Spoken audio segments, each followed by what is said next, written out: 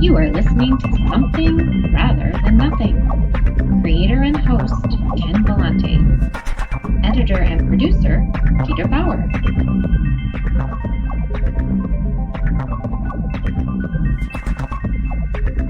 Hello, listeners. Welcome to Something Rather Than Nothing. And for this episode, have the great pleasure of talking to Jordan Marie, Brings Three White Horses, Daniel, who is a runner and was, visibly noticed by her running in the Boston Marathon with the red hand over the mouth, painted red hand over the mouth, and MMIW painted on her legs. And as listeners might know, we've had a few episodes on missing and murdered Indigenous women, girls, and Two-Spirit recently. And it's with great pleasure that I welcome you, Jordan, to Something Rather Than Nothing. Now, Jordan, you were, kind of got in a lot of national press around your action and advocacy for MMIW. But first of all, we were just wondering, what were you like as a young child? Did you run? Were you interested in art? Were you an activist? Or how do you see yourself back then? When I was little, I was living with my Tioshpaye, my family in Lower Brule, the Lower Brule Sioux tribe, Koichasho Oyate, in South Dakota until I was 9. So I was surrounded by my family and community, but my other nickname was called Bossy Jordan. So that's kind of speaking to the personality of little Jordan way back then, just kind of rounding up all the cousins, going out playing in the river, playing cars, playing games, getting dirty, doing whatever, kids do. But it was such an amazing and beautiful time because I was surrounded by my culture and my family, and that's all that I knew. And running didn't really happen until I was 10 years old, but by that time I was already living in Maine for the first year. My dad had an opportunity to teach out there, so we took it. And so it was the summer that we came back to visit after we moved, where my grandfather, who is a running legend himself, took me on my first run. And that's when I realized, I want to do this because it's a family tradition. It felt like I'm a fourth generation runner. So it was really awesome to run with one of my heroes. And at the same time, I kind of questioned his sanity and runner's sanity because he took me on my first run and it was downhill. And then to get back home, it was all uphill and I just hated it. And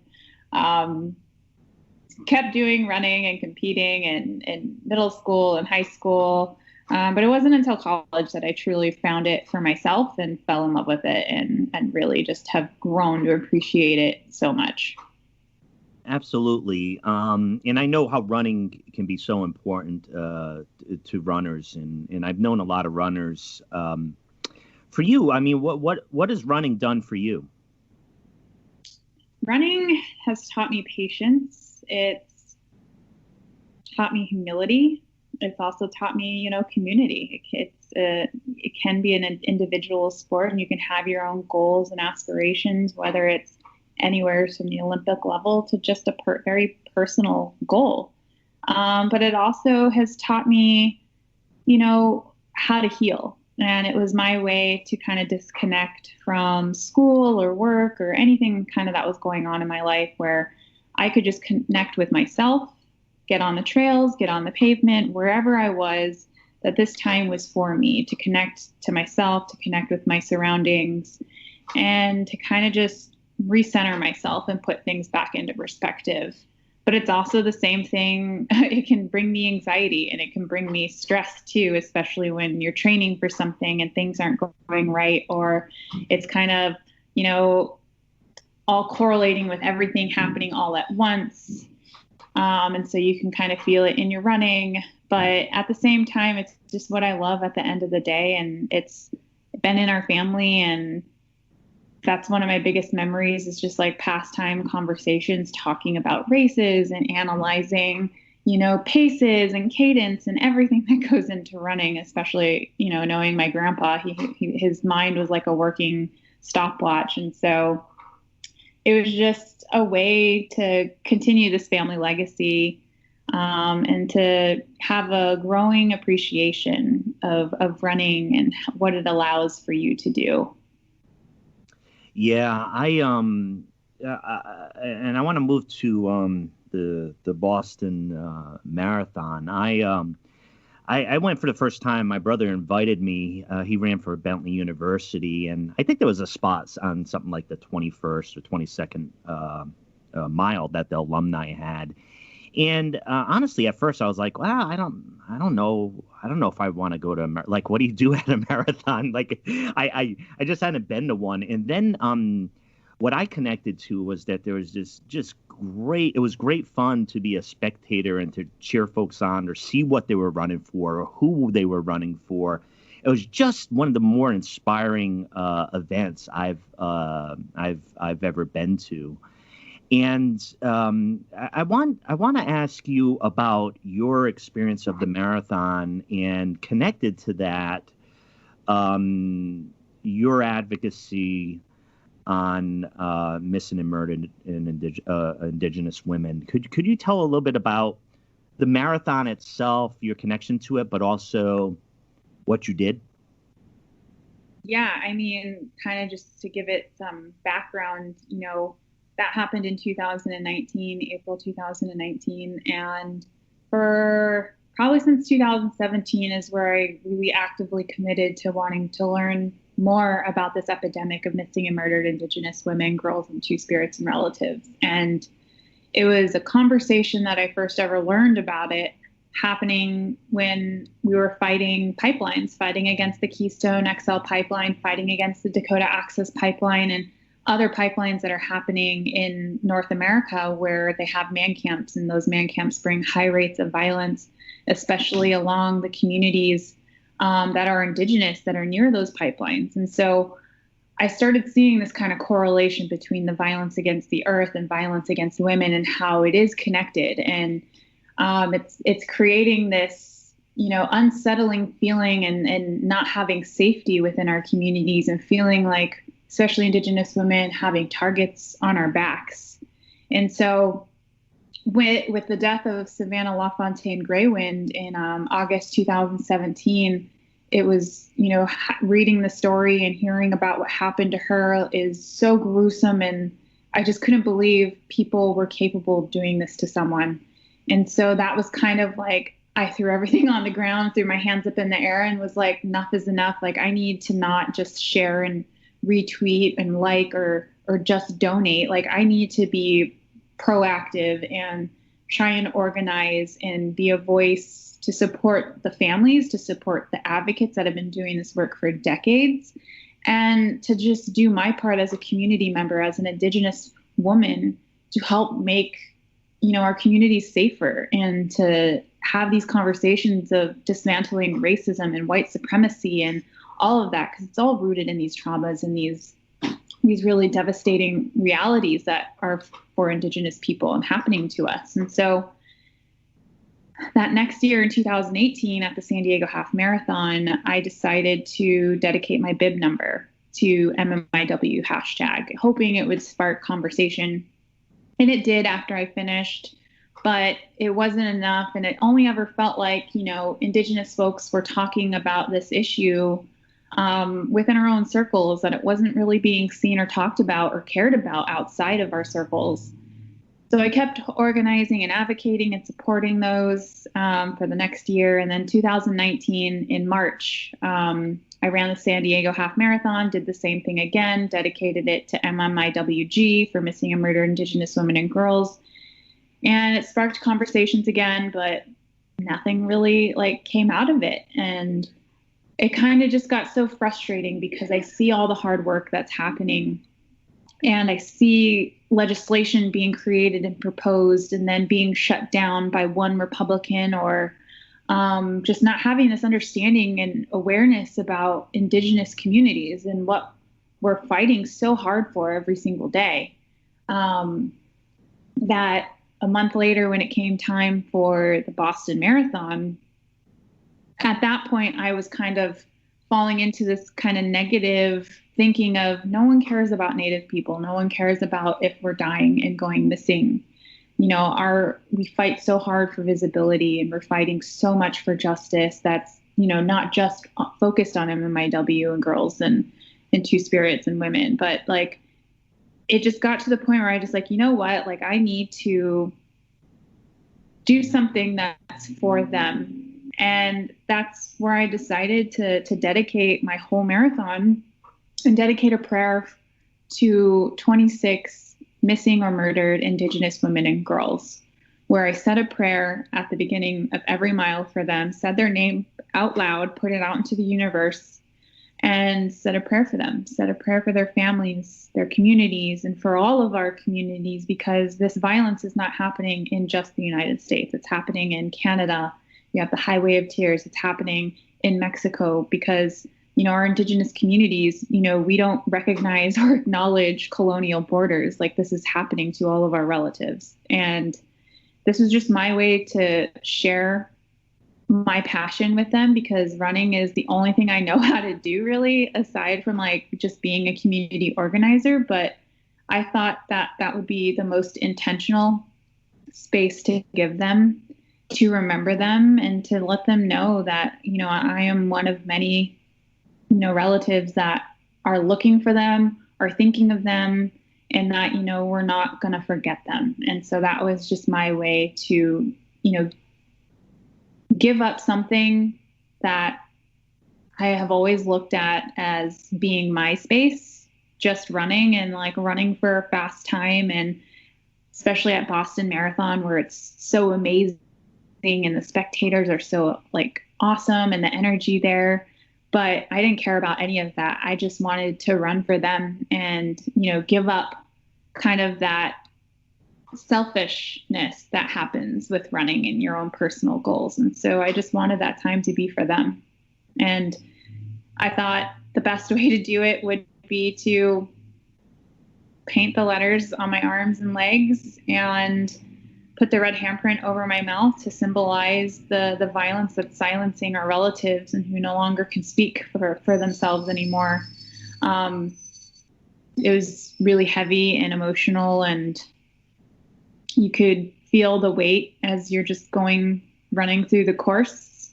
And, thank goodness it was the Boston Marathon, because the energy kind of like helped keep me going at the same time. And being able to see my partner and my mom on the course multiple times too was an added bonus. But it was a really like humbling and, beautiful experience. And it's something I don't regret, and something that I've committed myself to running for justice until I no longer have to. And I don't know if that's going to happen in my lifetime, but I know myself, Rosalie, and so many other folks are doing the work that they can to try and end this injustice. Yeah, and thank you so much for your thoughts. And I think it was just I was quite moved of the with the 26 miles and the dedication that each it's just such a profound act. And it was very moving to read about that, because I read about your comments about what you were doing there. And I think as far as the awareness, I know that's, a debate within activism, it's kind of awareness, and then does it move you to act? If we could take the physical paint and the symbol there, and I know you're an activist.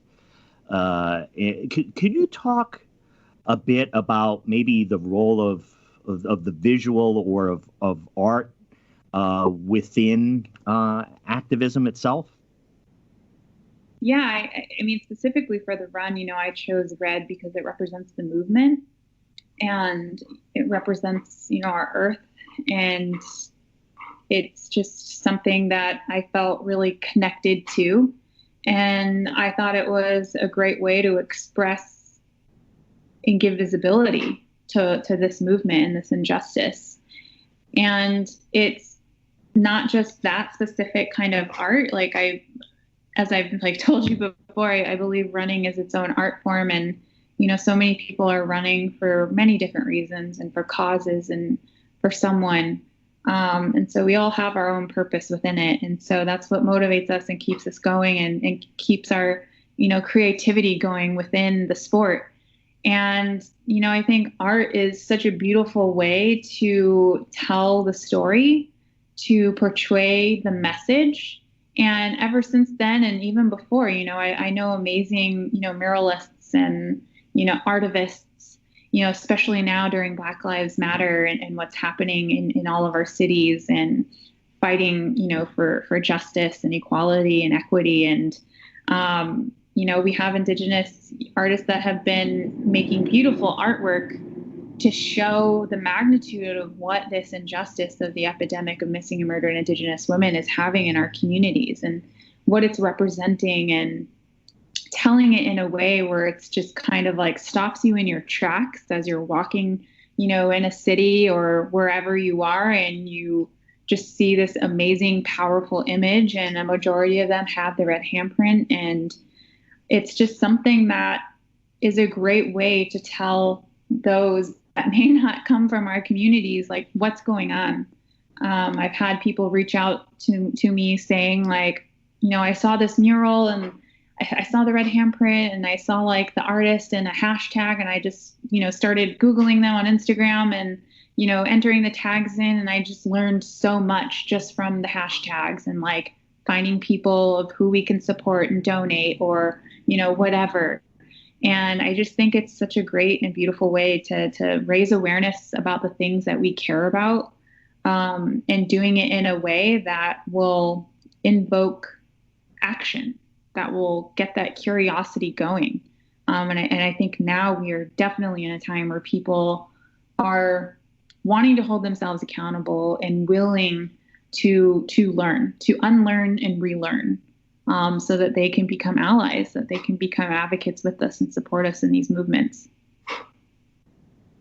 Jordan, I wanted to ask you. You had mentioned, as far as this time here within the pandemic and with COVID, and one of the dynamics that we've seen and is being demonstrated is that in our American society with this just really disparate racial, class and economic disparities that exist, that we see kind of problematic health outcomes, water, quality of water, things like that, and kind of just a simple and profound and alarming disparate impact on Native communities.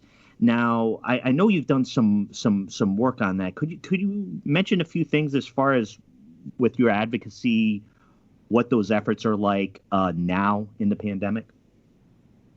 I mean, everything has gone virtual, which I see, having its benefits to have a bigger reach, rather than it being very community based. But having those opportunities to center those in the community, talking about what's going on with pipelines, or oil wells in their backyard, like the many oil wells we have in LA. And talking about pipelines that are, going through North and South Dakota, that Kinder Morgan, and, so many other projects, dirty infrastructure projects happening across the country. And during this pandemic, I think it's allowed people to, get creative and to organize virtually to mobilize people, to help educate, to create that awareness. And so a lot of the things that I'm doing right now, it's definitely difficult, and I would rather be more in person, and being able to visit these communities.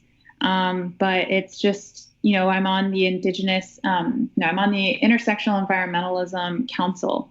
And so that's where, we are advocating for justice, and, both for the people and the planet, because everything is, interconnected, and kind of giving visibility to those coming from the frontline communities, marginalized communities, the BIPOC communities, that are kind of being more heavily impacted by these dirty infrastructure projects and,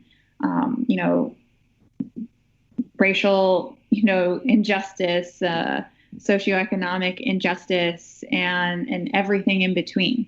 And so it's just creating this really opportunity to have these panel discussions, to have these interviews or podcast interviews or live recordings, to be able to talk about, what's happening. And we just had amazing news about the Dakota Access Pipeline and the Keystone XL pipeline. And I know that like Indian Collective and Mark Tilson are creating this amazing campaign, as well as Indigenous Environmental Network created this amazing like post and campaign, about the Native people, especially coming from Chetishikowi from that region, are going to be serving DAPL and KeyXL their eviction notice because it's time for them to go. Yeah. That's wonderful. Yeah, I think it's so great. And so I think we're now all realizing the power of, I guess, social media. I mean, it may not look like it, but like I really don't like social media. It just sucks up so much time, and it is a full-time job, basically. But it does allow for that opportunity for engagement, for community togetherness, even if it's virtually. And that's happening not just within our frontline movements, but that's happening even with the running community, with virtual races happening. And I hosted one a few weeks ago to fundraise for COVID relief support, because we're helping to deliver masks to Indigenous communities that are being impacted. And especially with what we're seeing in Navajo Nation, the high rates of positive infection, as well as, the heartbreaking deaths. Those are our knowledge keepers. A lot of them are our elders. And so we need to do what we can to not only keep our communities safe, but really protect our elders, because they hold that knowledge that we need, that needs to be passed down. And so having those opportunities to go virtual just creates for such a beautiful opportunity of still like camaraderie and togetherness, and being able to support one another and being able to learn from one another. Yeah, thank you, Jordan. One of the things I wanted to ask is it's related to running, but it's art as well. I was wondering if you could tell me from your perspective, in reference to the art of running. What's the art of running in connected to that? One of the big questions I tend to ask: what is art itself? I think we're all our own versions of art and how we express ourselves and what we do within our own lives. I think we're all our own like art pieces, and we're the master of creating that and improving and always ever changing. But I think just, having grown up with running all my life and attending so many races and watching races on TV, I've always been so mesmerized by watching runners.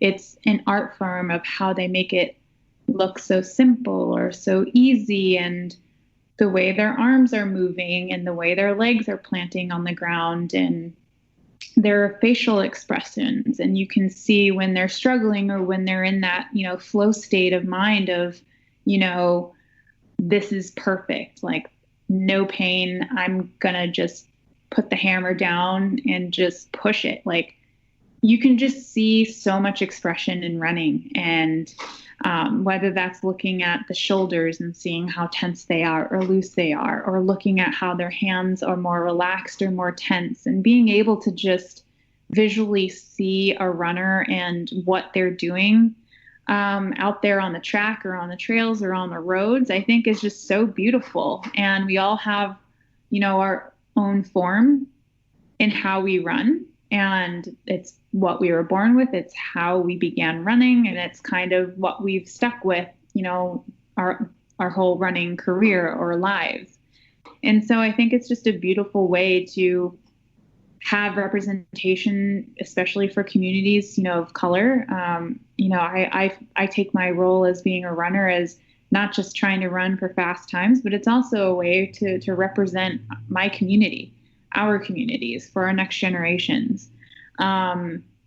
it's also a way for us to have these discussions and of what's happening in our communities with the running community. And for me, there's no one that's ever been more accepting of me and the things that I've had to say than the running community. And I feel bad that I didn't give them enough credit at the 2019 Boston Marathon, because I had that attitude of like, no one cares. And after I made that post talking about the prayers and who I ran for, and just the amount of support that came right after, was incredible.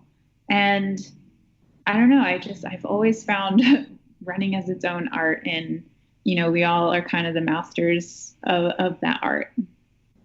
Yeah, and I just wonder if I could have ask you a follow-up to that, as far as what you had expected the reaction to be of fellow runners and what it actually was.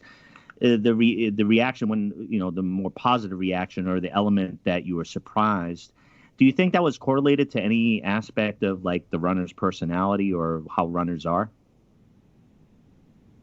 No, I think it was just, I think I was including the reactions, or the lack of reactions, coming from just the communities outside of that, of what I was used to working in and advocating in, and like going up against white supremacists and going up against people who just have that mentality of like, well, it's not affecting me, like, why should I care?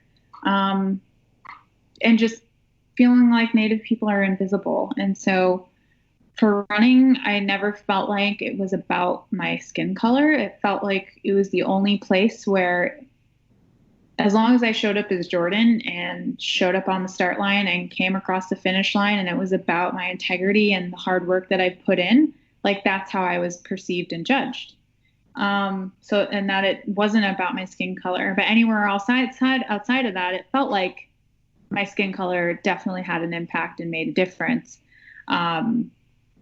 and had judgment. And so I think I just kind of carried that negative notion of no one cares into this community, and I should have gave them more credit, because I do see the running community doing so much within our own circles, and raising funds for cancer research, or pulling behind a runner, who is having health complications, and all of these GoFundMes, or these programs created to support a Native youth program, or anything like that. And like, especially now with what we're seeing with Tommy,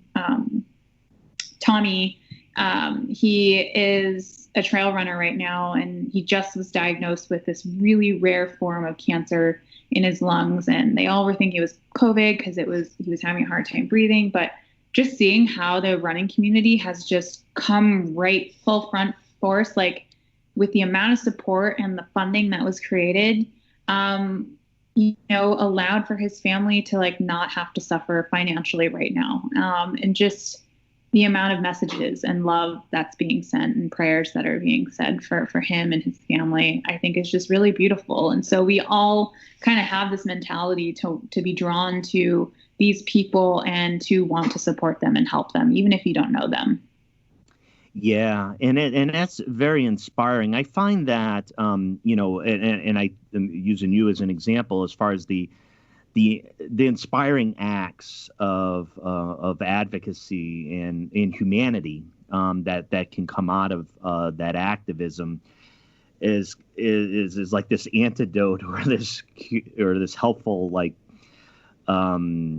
just so helpful, because it's coming out of these situations that are just so rife with, injustice, ignorance, and racism. So it's just really wonderful to see the transformation. The transformation of that energy into folks connecting with the cause, and just kind of putting our hands together and hoping for progress. Yeah. I mean, running is bringing people together that have never been runners.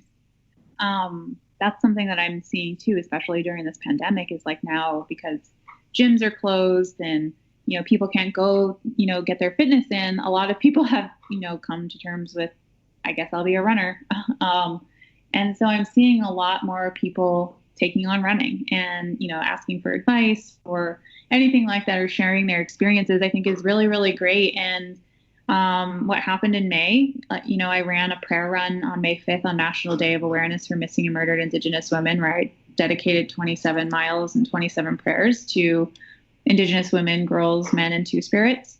And then a few days later, everyone came together and ran for Ahmaud Arbery, 2.23 miles, who is, a Black man who is out for a run, enjoying something that he loves, and was murdered. And so it raised that question of, runner safety, especially for the BIPOC community. But on that day, especially, I saw so many people that have never run before in their lives, commit themselves to wanting to run in this virtual solidarity action. And I just thought that was so beautiful. Yeah. And I know, and I am connecting to the courage around running. I know, like, even without getting any social or political elements, running in a car-based, world is a danger to begin with, right? Yeah. And then, then there's other components of, of a vulnerability when you're running that, of course, women are very, very familiar with. So it's just that type of, it tends to be an act and an activity that, there has to be this awareness of it and kind of care and taken with it. Yeah, I know I've seen a lot of that as well as far as runners. And I myself, when the pandemic started walking, like dedicated walking each day, 3 to 8 miles each day. And I felt the changes, just within that. And it's helped me just institute a positive, useful way to walk and think, each day amidst everything else that we're seeing. And I know runners know that kind of, that movement in that mind-body connection can help create health, right? Yeah.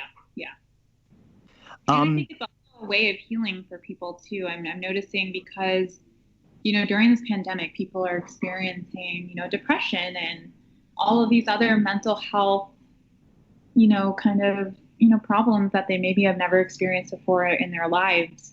That are turning to going out for walks and going out for runs for the first time. I think it's just a beautiful way for self-care and self-healing, especially when you can kind of like detach the whole running's only for like competitiveness and like to be fast or whatever. But running is not about that at all. Running is so much more than just that. And I think people, because of this pandemic, are realizing that, are seeing it as it is a health benefit. It is good to get your body moving and connecting with yourself and your surroundings and pulling yourself out of the kind of every single day, like groundhog moments of, feels like you're just having the same day every single day.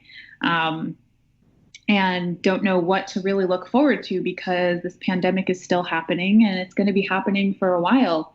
And so I think it's just a great way for people to connect and to practice self-care and self-heal. Yeah. I had a question, Jordan, as far as you're a global run ambassador for Lululemon. What's a global run ambassador? Yeah, so I'm their global run ambassador athlete, and basically there to, it's like the one tier below their like actual signed elite athletes. But it's just a way for me to kind of have representation within the company. And they saw me after my prayer run, Mike, who's the global run, like the global ambassador program manager, and he saw me and reached out and was like, what can I do? What can we do to support you and the communities that you're coming from? And so I had heard about their history before, which made me kind of always a little bit hesitant, just because, their company kind of really focused just on, the white yoga woman and wasn't as inclusive as it could be. And so I'm more about action. And so they really showed up for me. And then they offered me the ambassadorship in February, the day after my birthday. And it's been so incredible. And it's a platform for me to be a voice within this company and to speak to my experiences and experiences that I've heard from other people. And I feel like it's my opportunity and obligation to speak up for them and talk about these experiences of how we can make this company and everything better and inclusive. And, the perfect opportunity that came out of that was what happened with George Floyd. And Lululemon took the opportunity to put out a public statement, which seemed and looked great, but they were really vague. They didn't say that they were supporting Black Lives Matter. They were really vague. And a lot of people were commenting, like, what are you standing for? Like, who are you saying you stand for? And I called them out on it. I called them out publicly on their accounts. And I also hit reply all to the VP and this message that was to all of the ambassadors and employees and the collective of, talked about what they want to do and committed to do and the money that they donated. But I replied all and called them out again and did a deep dive in talking about white supremacy and racism and the culture and how we need to be inclusive and supporting, especially the Lululemon staff and ambassadors and consultants that are coming from the Black, Brown, and Indigenous communities. And so that created this ripple effect along with other voices that spoke up too, that now they created an ambassador advisory board, which I'm one of 6 on there. And we're all of color coming from our own communities. And we have basically oversight of what they're doing, of anything from branding and marketing to social media to like clothing and whatever. And so they are already committed to doing the work and making, really big changes already. But we're there to be voices. We're there to give our opinions and our feedback, to say, yes, this is great, or this is not enough. And I've already brought up experiences coming from other employees that have reached out to me personally on Instagram saying, like, thank you so much for being part of this organization. Like your voice is going to definitely help make a difference. Or I had this experience and I feel like, this diversity, equity, and inclusion trainings could have been better. Like, it just felt like a check in the box. And these are messages that I'm relaying to the CEO and corporate leadership. And so it's a perfect opportunity to help influence this change, because I believe that they can do better. And so far they're doing everything right. They're doing things to make this environment and culture better and more supportive, and really taking accountability and being very proactive in what they're doing. So I'm really excited. I'm always take it one day at a time. But yeah, it's just been a really supportive and very fun and collaborative relationship. And out of that opportunity too came, I guess, like my first ever billboard of me. Oh, wow. I didn't even know that was happening. And Mike, the manager, sent me a text, and it was a billboard, like a giant billboard of me running for one of their campaigns that they launched. And it was so amazing to see, because that's what I wanted to see when I was little, when I was a youth runner. And it wasn't even about me. It was just about, this is the representation that we need, that the world needs to see. And so it was just really an incredible moment. And it was really, really cool. Yeah. And it's just a message, at least, coming from my voice, is that, this is speaking to our younger ones. This is speaking to our communities that, like, we can be in these spaces. We can occupy these platforms, and we can be seen, and that we are still here, and that we are more than the stereotypes that people put on us and think of us. We're runners or teachers, we're volunteers, we're lawyers, we're so many more things. And so this is just, like for me, a community celebratory, like, action. Like, this is for all of us. And so it was a really amazing opportunity. Yeah, that sounds great. And I really love to see the billboard. And I really connect to what you say as far as, that's something you wanted to see when you were younger. I remember seeing a quote, something along the lines of, be the person who you needed when you were younger, right? So, I mean, it's like that representation has such powerful meaning. I work for a public education teacher union, and we see, the dynamic between students, staff, and students of color. And Oregon, where I live, is a very white state because under the Constitution, it was illegal for people of African descent to actually reside in Oregon, which actually made it the most restrictive state for people of color in the entire country. So it's not even the South. Like in that sense, it was written into the Constitution. Oh yeah. and yeah, go ahead.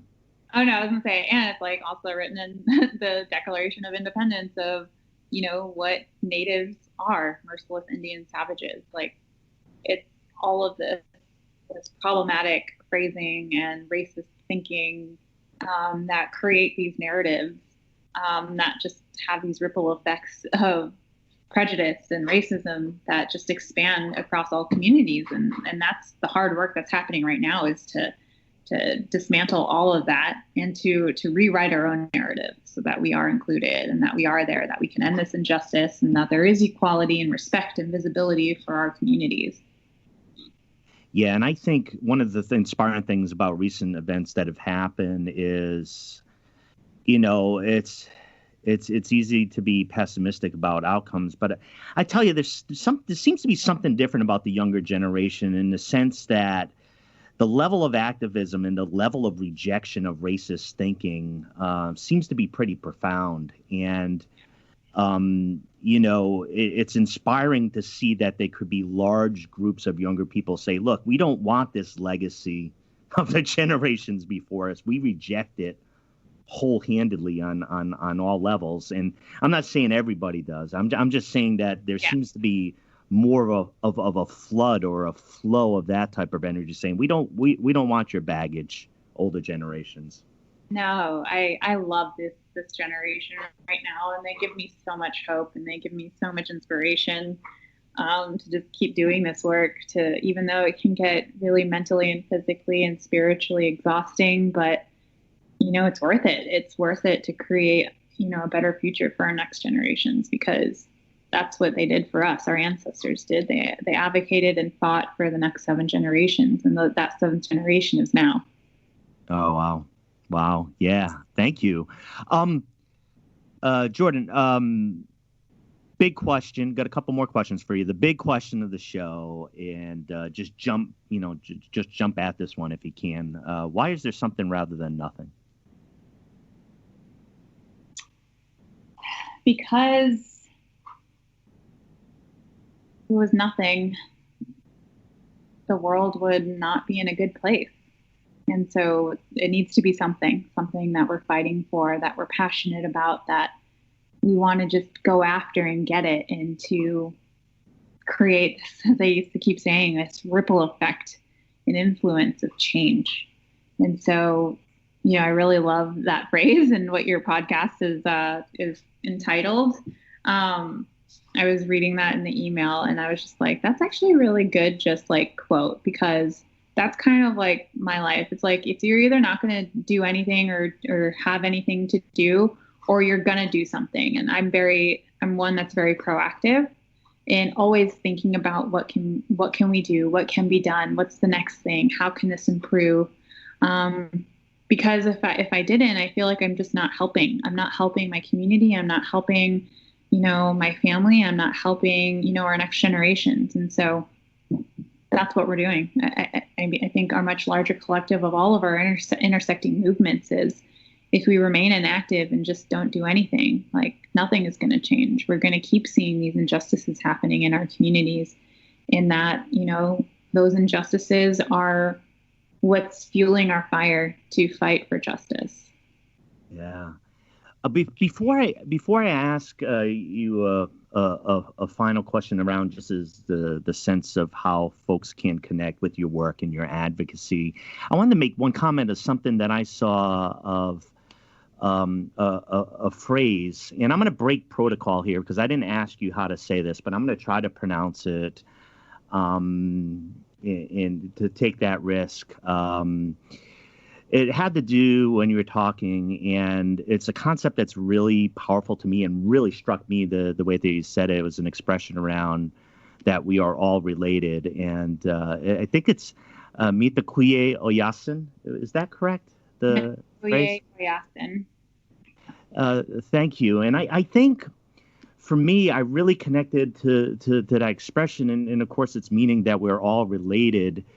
For me, is kind of like an ethical basis and understanding that there's a connection amongst everybody. And I've talked to, as identifying as a white 47-year-old white male myself, that when I'm concerned about the issues that we're talking about in other issues, I feel that personally I am injured by a racist society in the sense of the type of exclusion, the type of negativity, the type of lack of opportunity for others. And I think one of the biggest things is that connection amongst each other that, and of course, in the labor movement, there's an expression that an injury to one is an injury to all, right? But that connection that I think is so important. And I just thought that was a beautiful phrase. Could you pronounce it one more time, Jordan? Mitakuye Oyasin. We are all related, or all my relations. Thanks for that. Jordan Marie brings 3 horses. Daniel, I was wondering if you could let listeners know how to connect with the advocacy you do, the work that you do, or guidance, or the activism, or whatever you'd like to share with the audience, how they can connect with you and your work. Yeah, so they can follow me on Instagram at nativin_LA. And there's an email button right on my bio. That's the easiest way to get a hold of me. I'm going to be launching my website, which is going to be jordanmariedaniel.com. Just making the final edit. So that's going to just be an amazing resource for everybody. That's not just focused on the projects that I'm working on, but it's also going to be just a great resource of what's going on in our communities that people can be proactive with and learn more about what's happening with these movements and what we're all fighting for, and helping to give visibility to the amazing, frontline, advocates and organizers in our communities. And so those are going to be great resources and a good opportunity to connect with me. And I'm always down for collaboration, and always down to have a, productive and respectful conversation and dialogue. Because I think without that, we won't have the change that's needed. And I'm always enjoying meeting new people. So that's the best way. Yeah, Jordan, I want to say personally, for me, having you as a guest on this show is and has been a great honor. I would say that even seeing the visual representation of you in the Boston Marathon changed me, or that what that looked like changed me even prior to talking to you. And I think that's some of the power of art, some of the power of the work that you do in running for change. So I just wanted to extend to you a deep thanks for your time and your thoughts, because it's been a great pleasure for me. Thank you. Thank you so much for having me and having the other amazing, matriarchs and relatives that you've had before me talking about and giving visibility for missing and murdered Indigenous women, girls, and Two-Spirits. Yeah, and I think you call Rosalie Fish, former guest I've had, your little sis, right? And you're a big sis. Tonkila. That's quite the thing. I'm happy that I was able to get her on the podcast, and it started my journey talking to Rosalie, talking to Jessica McDermott, the author of Highway of Tears, Kim Gucci, activist up in British Columbia, and of course you, Jordan. Thanks again for your time, and I really hope we get the chance to work together or chat soon. Lila Palama Yaye, thank you very much. Thank you, Jordan, and have a wonderful day. You too. Thanks. You are listening to Something Rather Than Nothing.